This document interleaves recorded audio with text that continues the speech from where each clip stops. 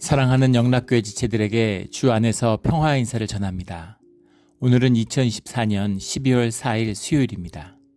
오늘의 묵상 본문은 이사야 59장 1절로 21절까지의 말씀입니다. 오늘 본문 말씀 59장 1절부터의 말씀은 이렇게 시작합니다. 여호와의 손이 짧아 구원하지 못하심도 아니요 귀가 둔하여 듣지 못하심도 아니라. 선지자가 백성의 죄악을 규탄하는 말씀이 59장 전반부에 8절까지 나오고, 이어서 백성이 주님 앞에 죄악을 고백하는 말씀이 9절부터 이어지고 있습니다. 그래서 여호와께서 백성을 구원하시겠다라고 하는 다시 은혜의 말씀이 선포되고 있죠. 16절부터의 말씀입니다. 이 말씀은 우리 그 앞에서도 나왔던 말씀이죠. 포로기에서 귀환한 백성들의 탄식이에요. 정말 주님을 믿고 우리가 여기까지 왔는데, 그런데 주님, 이 상황이 뭡니까? 이 어려움이 뭡니까? 이제 그런 것에 대한 통탄에 대한 주님의 답변인 것이죠. 주님이 손이 짧아 구원하지 못하심도 아니고 귀가 둔하여 듣지 못하심도 아니라 너희의 어려움을 알고 있다. 그리고 내가 도울 능력이 없는 것도 아니다. 라는 거죠. 그런데 그 가운데 먼저 우리 가운데 해결해야 될 문제가 있다는 것입니다. 이 백성의 죄악에 대해서 또 일부에서는 이것이 그 아닥사스다 왕 때 페르시아의 죄악을 규탄하는 것이다, 이런 해석도 있습니다. 고레스 왕의 그 유업을 주님 안에서 고레스가 이루어 가려고 했던 주님의 공의가 깨져버린 손자죠. 손자도 아니고 정확히 얘기하면 이제 그 다리우스 왕, 그 고레스와 상관이 없었던 그 다리우스가 왕이 되고 그의 이제 아들이었던 아닥사스다, 에스더 때의 왕이죠. 에스더기에 나오는 그 아닥사스다 왕이 있어서 나타나는 아닥사스다 왕이 이제 유대인들에게 우호적이고 유대인들에게 잘해줬어요. 그러나 공의가 무너져버린 그런 페르시아의 다시 문제를 이제 지적한 것이다, 이런 지적도 있습니다. 근데 뭐 어떤 지적이 맞든 간에 분명한 것은 말씀에 나오는 말씀 그대로 우리의 죄악인 거죠. 오늘 우리를 향한 주님의 말씀입니다. 우리에게 이런 것이죠. 우리가 종교 생활을 하니까 주님, 우리가 예배에 나와 드렸지 않습니까? 우리가 예배 드리지 않습니까? 우리가 금식하지 않습니까? 우리가 구제하지 않습니까? 우리가 연보하지 않습니까? 그런 거죠. 그런 것이 구원의 약속을 이루는 게 아니야라는 거죠. 그것은 필요 조건이지 충분 조건이 아니야, 이런 얘기죠. 필요 충분한 주님의 은혜와 함께 해야 되는 그런 주님의 은혜를 만난다는 게 뭐예요? 주님과 함께 한다는 것이죠. 주님과 하나 된다는 것입니다. 주님의 은혜는 물론 값없이 말 그대로 주님의 은혜로 주어지는 것이지만 그 은혜를 받기 위한 우리의 준비가 있어야 되는 것이죠. 물론 우리가 불쌍하고 연약하기 때문에 우리에게 오신 것이지만 주님의 은혜가 머물기 위해서는 우리 안에 성결이 있어야 되고, 우리 안에 화목이 있어야 되고, 우리 안에 공의가 있어야 되고, 우리 안에 정의가 있어야 된다는 겁니다. 그 말씀을 주시는 거예요. 주님이 함께하지 않는 우리 가운데 있는 우리의 죄악된 모습, 이것이 오늘 본문의 핵심이죠. 5절에 보면 독사의 알을 품으며 거미줄을 짜나니 그 알을 먹는 자는 죽을 것이요 그 알이 밟힌즉 터져서 독사가 나올 것이니라. 이게 인간의 역사입니다. 인간의 역사죠. 인간의 본질이에요. 타락한 죄성의 인간의 본질입니다. 좋고 선한 게 나올 게 없어요. 8절에 그들은 평강의 길을 알지 못하며 정의가 없으며 무릇 이 길을 밟는 자는 평강을 알지 못하느니라. 이 안에 악밖에 없으니까 악을 행하여 사는 삶 가운데서는 평강이 없죠. 평강은 주님의 선물이에요. 주님과 함께하는, 주님께 우리의 삶을 의탁하고 우리의 삶을 주님이 주관하실 때 나타나는, 우리가 누리게 되는 우리 삶에 나타나는 그 실제가 평강입니다. 믿음의 사람들은 평안을 누리죠. 평강을 누리는 거예요. 조건과 환경이 어려움이 없다는 얘기가 아닙니다. 어려움과 고난의 파도가 닥쳐도 주님이 함께 하시니까 늘 평강을 누리는 거죠. 평화를 누리는 거예요. 그것이 지나가는 것임을, 영원하지 않는 것임을, 그것이 나의 본질을 훼손할 수 없음을 알기 때문에 주님 안에서 평강을 누릴 수 있는 겁니다. 그런데 주님이 함께 하지 않는 곳에는 악밖에 없어요. 이게 세상이잖아요. 대한민국을 한번 보십시오. 오늘 미국을 한번 보세요. 민주주의의 사망이라고 그러죠. 1920년대, 30년대 그 유럽이 경험했던, 일본이 경험했던 민주주의의 타락입니다. 타락이 넘어서 민주주의 죽음을 맞는 게 아닌가. 그 민주화 운동 뭐하러 했는지. 저는 80년대에 대학을 다녔는데 그때 정말 많은 희생들이 있었습니다. 제 그 동기나 친구들 중에도 감옥에 갔다 오고 강제 징집돼가지고 고통을 받고 이런 친구들이 있어요. 전과자가 돼가지고 나중에 많은 삶의 불이익을 감내해야 됐던 아픔들이 있습니다. 뭘 위해서 도대체 그랬던가. 그런 그 참 그 안타까운 탄식이 있죠. 사회의 어떤 구성의 원리, 미국도 마찬가지죠. 기독교라고 하는, 유럽도 마찬가지입니다. 기독교라고 하는 사회 구성의 원리가 있기 때문에 그것을 사회 가운데 이루는 것이 민주주의 제도로서의 운영의 원리입니다. 근데 이 구성의 원리가 무너지니까 운영의 원리가 제대로 될 리가 없죠. 목적을 이뤘는데 과정이 제대로 돌아가겠어요? 그러니까 점점 부실해지고 점점 타락하는 거죠. 그래서 미국이 엉망진창이 된 겁니다. 한국도 마찬가지죠. 울음이 아니라 웃음이 나와요. 웃음이 나옵니다. 어이가 없어가지고 이런 탄식할 만한 세상을 우리가 살고 있는 것이죠. 범죄자들이 들끓고, 뭐 정치인들은 죄다 범죄자들이고, 다 불법을 행하고, 예전 같으면 미국에서 대통령커녕 무슨 공직자의 후보로 나설 수 있는 건 꿈도 못 꿀 사람들이 이제는 뭐 떵떵거리고 정치들을 하고 있잖아요. 이런 세상입니다. 참 미국의 지금 현직 대통령이 범죄자로 지금 신형을 받은 자기 아들을 사면했어요. 꿈도 못 꿀 일이죠. 그리고 새로 대통령이 되는 사람은 예전에 자기가 대통령 할 때 실형을 선고받아가지고 그 전과자가 돼 있는 감옥을 실형을 산 자기 사돈을 사면하더니 이번에는 그 사돈을 무슨 프랑스 대상가로 임명했습니다. 그러니까 이게 막 나가는 거죠. 뭐 민주당이나 공화당이나 할 것 없이 정말 완전한 타락이에요. 이런 비극적인, 이게 결국은 주님과 함께하지 않는 인간의 본질입니다. 결국 그 안에서 나올 수 있는 것. 여기는 오늘 본문 5절에 나오는 독사의 알을 품고 알을 밟히니까 독사가 나오는 이런 일밖에 없는 것이죠. 그래서 비참한 삶을 살고 있는 것입니다. 그래서 이 가운데 우리가 평강을 회복하고 정의를 회복할 수 있는 길은 주님과 함께 할 수 있는 것밖에 없는 거죠. 그럼 어떻게 주님과 함께 하느냐? 그러니까 9절부터 15절에 나오는 백성이 그 죄악을 자백하는 것입니다. 10절에 우리가 맹인같이 담을 더듬으며 눈 없는 자와 같이 두루 더듬으며 낮에도 황혼 때와 같이 넘어지니 인간 주님과 함께하지 않은 우리의 모습이죠. 인간들이 다 악하기 때문에 때로 뭉치면 집단악이 일어나요. 그래서 민주주의를 하면 끝이 악할 수밖에 없습니다. 주님이 함께하는, 주님의 정의와 주님의 공의를 꿈꾸는 자들이 주님과 함께할 때만이, 그럴 때만이 모든 제도가 꽃을 피우는 것이죠. 이 비밀이에요. 근데 10절 말씀에 오늘 우리는 강장한 중에서도 죽은 자 같으니라. 맹인 가운데 담을 더듬으며 눈 없는 자 같이 두루 더듬는데 강장한 자 중에서도 죽은 자 같은지라. 번역을 그 얘들이 무슨 소린가? 강장한 자라는 말이 이제 바슈마님이라는 말입니다. 바슈마님이라는 말이 그 샤넴이라는 말에서 온 건데, 슈마님이란 말이 이제 샤넴이 원형이죠. 샤넴이라는 게 이제 fat, rich 이런 말이에요. 이게 뚱뚱한 이런 말인데 이게 부유한 사람을 의미하는 부자로 이제 이해하는 거죠. 바슈마님 카메팀 이렇게 돼 있는데 카메팀이라는 건 죽은 사람, 뭐 죽는다 이런 뜻입니다. 바슈마님 카메팀이 도대체 무슨 말인가에 대한 수많은 논란과 주석이 있어요. 문맥적으로 보면 뭐 이제 이해는 할 수 있죠.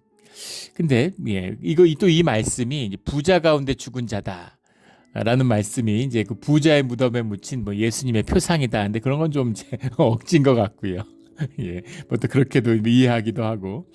그런데 문맥적으로 보면 이제 이것이 비극적인 삶이죠. 어떤 해석이 있냐면 부유한 자들 가운데서 부유한데 부유함을 누려야 되잖아요. 근데 죽은 자가 무슨 의미가 있습니까? 예. 부유함 가운데 죽은 자. 부유한 현상 세계잖아요. 현상 세계에서 부유한 게 의미가 죽으면 다 끝이죠. 돈 많은데 죽었어요. 무슨 의미가 있습니까? 돈 가져갑니까? 근데 돈 없는데 죽으면은 아유 이제 고생 끝났구나. 이제 새로운 삶이 시작되겠구나. 그런데 부자고 돈을 산더미 같이 쌓아놨는데 써보지도 못하고 죽어. 이런 안타까운 어리석음. 이것을 의미하는 것이다 라는 해석도 있고, 예, 부유한 자들 가운데 죽었다라는 의미가, 예, 그 부유함을 누리지 못한 가운데 죽은 어리석음일 수도 있는데 부유한 자가 죽는 것이죠. 예, 예, 그런 의미로도 이제 해석을 하기도 합니다. 예, 아무튼 그 누리지 못하는, 예, 안타까운 어리석음, 그런 것의 뜻이 들어있다라는 것을 볼 수 있는 것이죠. 11절 우리가 곰같이 부르짖으며 비둘기같이 슬피 울며, 예, 안타까운 것이죠. 정의를 바라나 없고 구원을 바라나 우리에게서 멀도다. 그것이 깨어져 버린 우리 시대예요. 정의와 공의가 어디 있습니까? 정의와 공의가 어디 있어요? 미국에 지금 뭐 세금을 감세한다고 기업들에 감세한다고 그러는데 감세를 하든 안 하든, 예, 아무 의미 없죠. 지금 21%인데 그것도 예전에 한 25% 하든가 20% 낮춰놓은 건데 그걸 다시 이제 15%로 낮춘다는 거죠. 근데 실제 경제기관들, 뭐 은행들에서 발표한 자료들을 보면 그 미국의 500대 기업, 뭐 S&P 500대 기업 이런 기업의 실효 세율이 2.6%라는 거예요. 소득의 2.6%밖에 내지 않는다는 겁니다. 근데 그 중에는 뭐 제조업이나 세금을 피할 수 없는 기업들이 있어서 그렇지, 예, 대부분의 뭐 금융기업이나 이런 헤지펀드 이런 데는 아예 세금을 안 내죠. 예.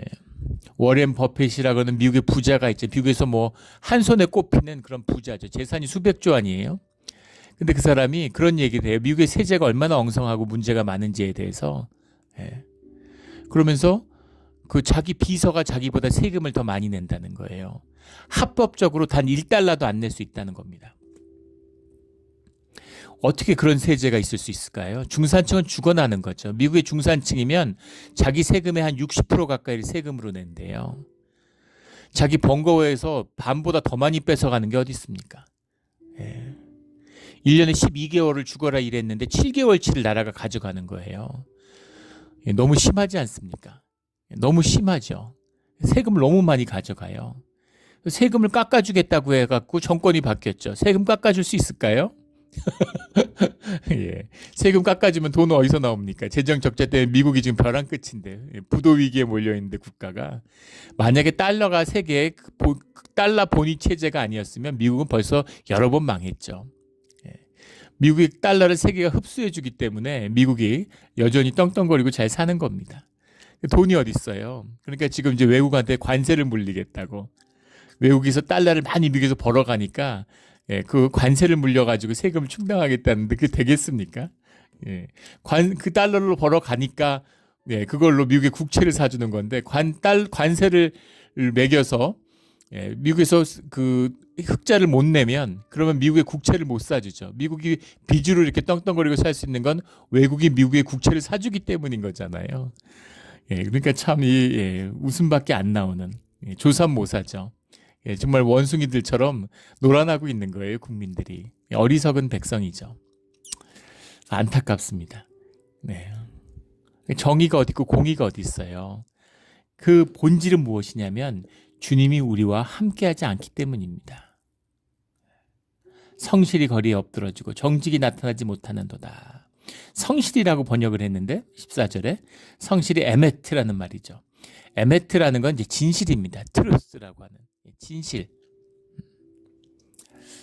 그 에메트라는 말의 어원이 이제 원형이 아만이라는 말이죠. 우리가 아멘하는 아멘 믿습니다. 아멘하는 그 아멘이에요. 아만이라는 게 원형인데 그게 이제 믿는다라는 뜻도 되지만 진실하다라는 뜻도 되죠.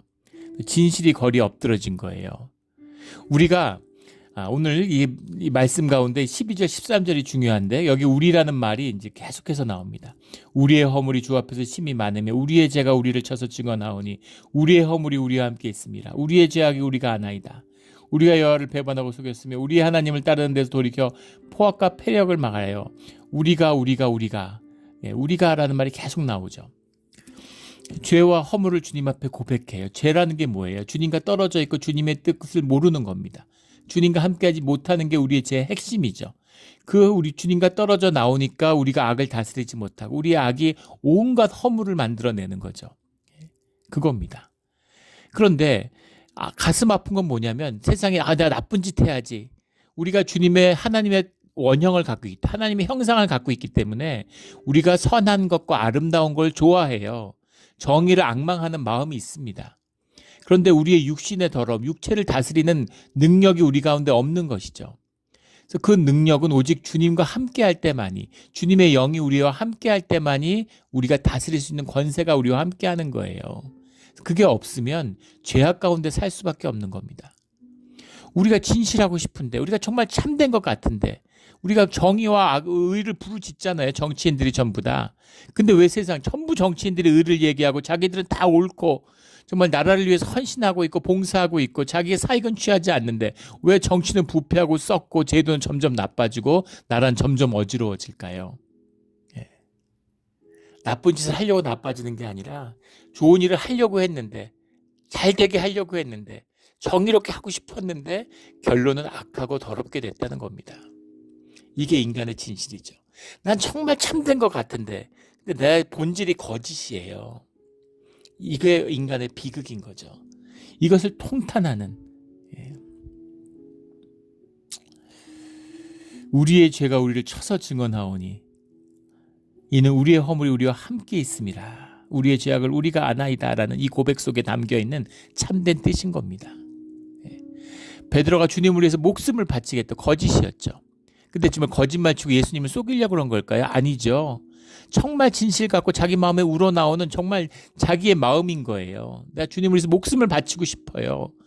근데 진실은 진실은 뭐냐면 주님이 살아계신데 근데 주님의 이름을 3번 부인하는 나인 겁니다. 이게 진실이에요. 이 주님과 함께 있는, 우리가 주님 안에 있으면 만나게 되는 진실입니다. 그 통곡이 임하는 거죠. 마음이 깨져버리는 겁니다. 이게 신앙의 시작이에요. 이걸 만나지 않으면, 베드로의 통곡이 임하지 않으면 종교인인 겁니다. 그래서 신앙인들은 겸손해요. 내 진실을 내가 모르기 때문인 거죠. 주님만이 아시기 때문입니다. 겸손해요. 근데 종교인들은 거짓으로 사니까, 에고로 사니까 큰 소리 땅땅 치는 겁니다. 의롭다고, 구원에 확신이 있다고, 지금 당장 죽어도 천국에 갈 확신이 있다는 거 아니에요. 그런 죄인이 어디 있습니까? 죄인이 사면받을 그 확신이 있다고 얘기하는 것이죠. 재판 시작도 안 했는데. 그런 어처구니 없는 세상을 살고 있는 것이죠. 주님이 그 말씀을 하시는 거예요. 그 죄악을 만나야 되는 겁니다. 그 아픔을 만나야 되는, 그 진실을 만나야 되는 것이죠. 우리 이 진실을 만나는, 주 안에서 아프지만, 괴롭지만, 애통하지만 이 진실을 만나고 주님 앞에 우리의 죄악을 고백하는 그런 우리 신앙이 되기를 주의 이름으로 축원합니다. 16절에 사람이 없음을 보시며 중재자가 없음을 이상히 여기셨으므로 자기 팔로 스스로 구원을 베푸시며 자기의 공의를 스스로 의지하사 주님이 주님의 성령을 우리에게 보내주실 거라고 하는 구원의 약속을 담은 말씀이죠. 귀한 말씀입니다. 그러니까 우리 구약을 읽어봐도 주님이 오순절의 사건, 성령의 역사와 메시아의 역사를 일관되게 말씀하고 계시다는 것, 구원의 경륜을 일관되게 말씀하신다는 걸 만나게 되죠. 그 말씀의 뜻이 깊이 들어가면 그 뜻이 통하고 있다는 것을 분명히 보게 됩니다. 이상히 여기셨으므로, 이 말씀이 이상한 말씀인데, 중재자가 없으면 이상히 여기셨다. 이시토멤이라는 말인데, 이게 이제 영어는 wonder, 이런 식으로도 이렇게 해석을 여러 가지 이제 번역을 해놨는데, 이게 어찌할 바를 몰랐다 이런 말입니다. 주님이 어찌할 바를 몰랐다, 이제 그런 뜻은 안, 주님이 어찌할 바를 모르겠어요. 근데 그런 의미는 아니겠죠. 중재자가 없음이 이상하다는 겁니다. 이상하다는 것도 우리말로 좀 이걸 뭐라고 표현해야 될까요? 죄인이에요. 죄인이 주님과 함께하기 위해서 중재자가, 죄인은 주님 앞에 나오면 죽으니까, 죄인은 주님 앞에 설 수가 없으니까, 죄인과 함께하기 위해서, 긍휼과 복을 베푸시기 위해서 주님이 죄인과 함께하기 위해서는 그 죄의 중재, 죄의 중보자가 있어야 되는 거죠. 대제사장이 서서 죄사함의 자리로 나와야 되는 겁니다. 그래서 대제사장을 세우고 그를 구별한 삶의 자리에 세워서 대제사장이 죄의 문제를 해결하지 못하고 주님께 나오면 대제사장도 죽죠. 대속죄일 날 밧줄을 다리에 묶고 나오는 거 아니에요. 주님 앞에 나왔는데 죽으면 끌어내는 거죠. 밧줄로. 누가 대리로 들어가면 그 사람도 죽으니까. 주님을 향한 경외와 두려움이고 임재죠. 주님의 중재자가 있어야 돼요. 그것이 이제 메시아의 비밀인 거죠. 예수님이 이 땅에 오신 비밀이기도 하고 자기의 공의를 스스로 의지하사 자기 팔로 스스로 구원을 베푸시며 이것은 예수 그리스도의 예표라고 분명히 볼 수 있겠죠. 17절에 공의를 갑옷으로 삼으시며 구원을 머리에 써서 투구로 삼으시며 보복을 속옷으로 삼으시며 열심을 입어 겉옷으로 삼으시고 에베소서 6장 13절에 말씀 묵상하는 분들은 전신갑주의 이야기가 딱 생각이 나죠. 예. 악의 세계를 살아가는 악인들 가운데 살아가는 우리 신앙인들의 모습이죠. 예. 주님과 함께하는 주님이 함께 도와주고 보혈을 덮어주시지 않으면 아까운 대우를 지키고 살아갈 수 없는 것이죠. 이 악한 세대예요. 우리 자녀들을 보십시오. 정말 탄식이 나오잖아요. 애통함이 나옵니다. 예, 세상을 어떻게 살아갈까 이 악한 세상을 그런 거죠. 18절에 그들의 행위대로 갚으시고 그 원수에게 분노하시며 그 원수에게 보응하시며 섬들에게 보복하실 것이라. 이게 이제 우리 한글 개혁 개정 이런 그 번역의 이제 대표적인 늘 우리 만나게 되는 문제점이죠. 좀 안타까운 것인데 여기 나온 행위와 보응과 보복은 다 같은 말입니다. 괴물이란 말인데 한 단어, 같은 단어, 원문이 한 단어면 다 같은 단어로 해석을 해야 되잖아요. 행위가 맞겠죠. 예. 행위라는 뜻인데 괴물은 무슨 의미냐면은 우리의 행위대로 주님이 갚으신다는 그 의미예요. 그래서 보응, 보복 이렇게 이제 갖다 놨는데 우리가 한 대로 된다는 겁니다. 예.